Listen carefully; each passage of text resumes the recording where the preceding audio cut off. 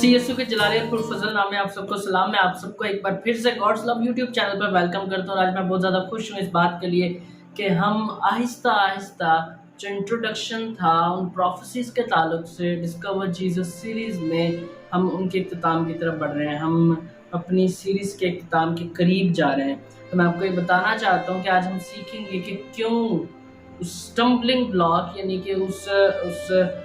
पत्थर से जो ठोकर का बायस बन रहा है, हम क्यों उससे मोहब्बत करें। ठीक है, याद रहे कि हम यीशु को दरियाफ्त करें, तो ये सब कुछ यीशु के ताल्लुक से ही होगा। तो अपने पहले हवाला की तरफ बढ़ते हैं और यह है यसाया नबी का सहीफा, उसका 8 बाब, उसकी 14 और 15 आयत। और यहाँ लिखा है, और वो एक मकदिस होगा लेकिन इसराइल के दोनों घरानों के लिए सदमा और ठोकर का पत्थर, और यरूशलेम के बाशिंदों के लिए फंदा और दाम होगा। उनमें से बहुतेरे उससे ठोकर खाएंगे और गिरेंगे और पाश पाश होंगे और दाम में फंसेंगे और पकड़े जाएंगे। यसाया नबी का सहीफा 8 बाब 14 और 15 आयत को वाज़ह करने के लिए मैं चाहता हूँ कि मैं इसको अंग्रेजी में भी पढ़ूँ, इंग्लिश वर्जन में भी पढ़ूँ।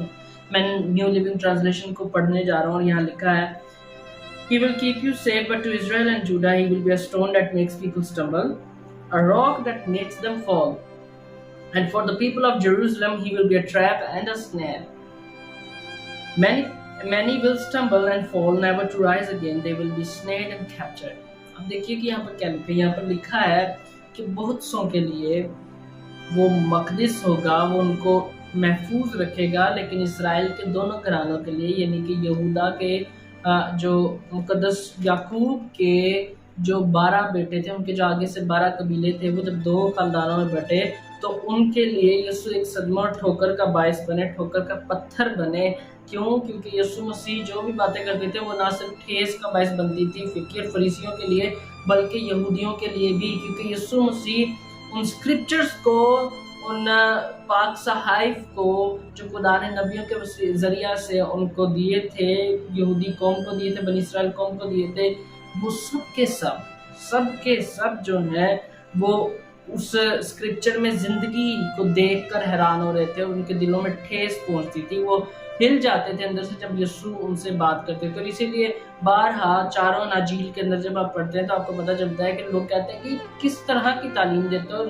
किस इख्तियार के साथ देता है, समझ नहीं आती। ठीक है, उस इख्तियार को नहीं समझ पाते थे। यीशु जो कुछ बातें कर रहा था वो उनके लिए स्टम्बलिंग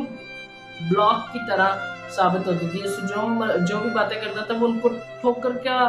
पत्थर बन के करता था, क्योंकि यीशु जो बातें कहता था उससे बनी इसराइल कौम यानी कि इसराइल के दोनों घरानों को शदीद सदमा पहुंचता था, वो हिल जाते थे अंदर से। मैं चाहता हूँ कि हम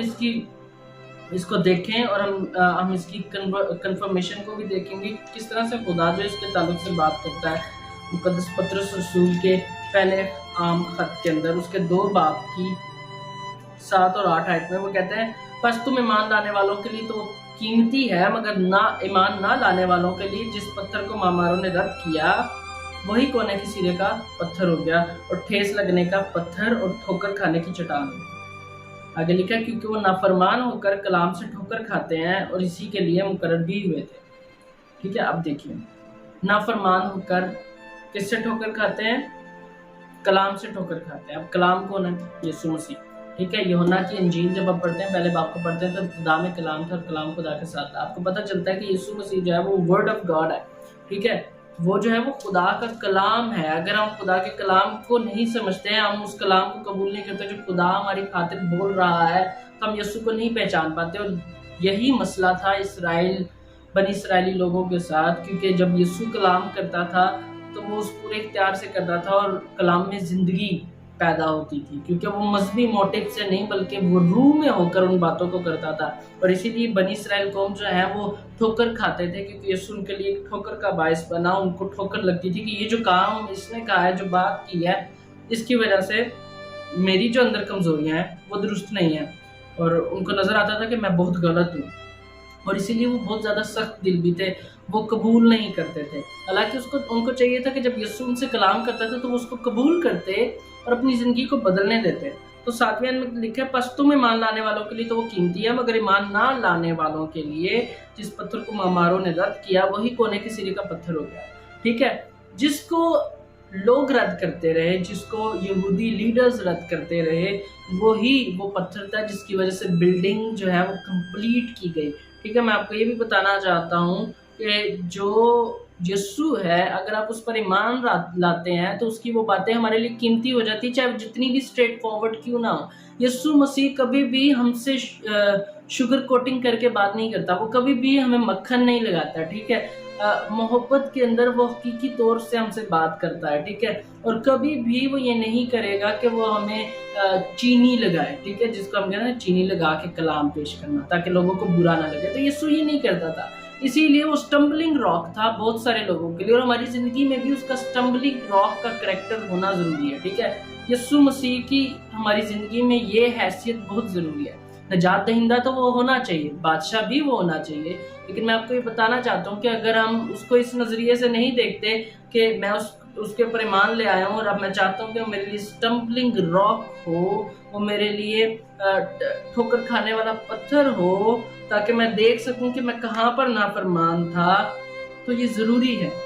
جب تک آپ یسوع کو دیکھتے رہتے ہیں تب تک ہمیں اپنی کمزوریاں پتہ چلتی ہیں، کیونکہ ہم اس کے قریب جا رہے ہوتے ہیں، تب تک ہماری کمزوریوں پر یسوع مسیح کام کرتا رہتا ہے۔ لیکن جس وقت ہم اس کو نہیں دیکھنا شروع کرتے، جس وقت بھی ہم اس حصے میں آ جاتے ہیں جہاں پر ہم اس کی طرف نظریں اپنی نہیں قائم کرتے، ٹھیک ہے، ہم اپنے آپ کو اس سے دور کرنا شروع کر دیتے ہیں، تو وہی وقت ہوتا ہے جہاں پر وہ ہمیں کنوکٹ تو کرتا ہے، وہ ہمیں بتاتا ہے روح القدس کے ذریعے سے کہ یہ کام غلط ہے۔ جب وہ بات کرتا ہے تو ہم پر ہماری کمزوریاں بھی ظاہر ہوتی ہیں، لیکن وہاں پر مسئلہ یہ چل رہا ہوتا ہے کہ ہم ان کمزوریوں کو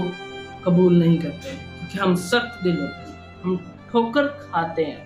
ٹھیک ہے، کیونکہ ہم نافرمان ہوتے ہیں۔ تو ہم ٹھوکر اسی حصے میں کہیں گے جہاں پر ہم نافرمان ہیں۔ تو یسوع جب بھی ہم سے کوئی بات کرے گا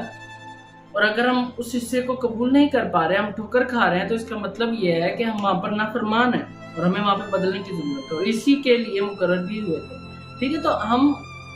قائم کیے گئے کہ ہم چلیں،